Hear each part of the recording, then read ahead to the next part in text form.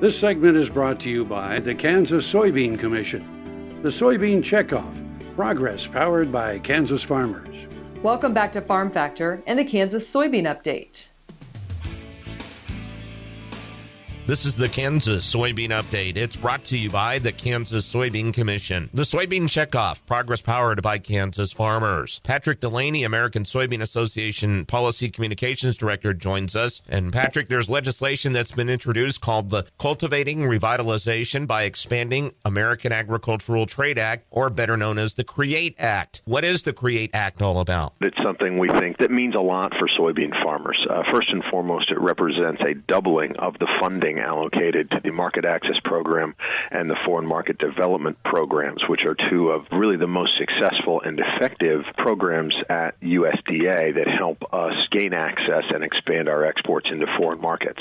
So it's something that we're very much in support of. And especially for U.S. soybeans, on the tremendous growth that you've seen throughout the years in that export market to so many countries. Soybean farmers everywhere know the importance of global trade and know the importance of demand in places like China and places like Southeast Asia and Latin America and around the world for not only soybeans, soybean meal, and soybean oil, but also for the other products that soybeans go into here at home. So you're talking about pork and poultry and dairy and eggs. And so it's something that I think our farmers all recognize the great value of trade. The bill calls for increases for MAP to $400 million by fiscal year 2023, and for the Foreign Market Development Program, or FMD, that funding would increase to $69 million by 2023. And in one aspect, too, create additional jobs as well. And I think that's one of the things that really, we got caught up in during the campaign cycle, is talking about the impact of trade on jobs. And I think it's really important to point out that we export a ton of what we produce on American farms. I mean, you're looking at $150 billion in ag exports in 2014 alone. That generates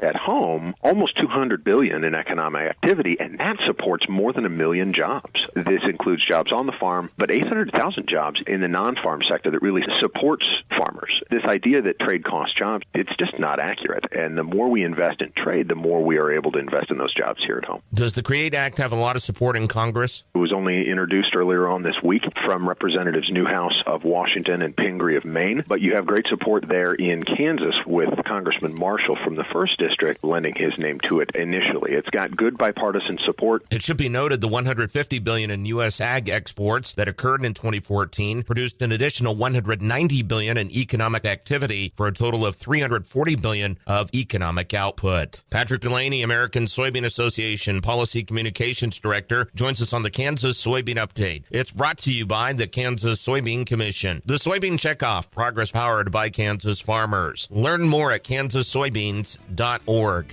For Kansas Soybeans, I'm Greg Akagi. Hope you enjoyed this week's Kansas Soybean Update. Stay with us after the break for more Farm Factor as Dwayne Taves visits with Kate Hall.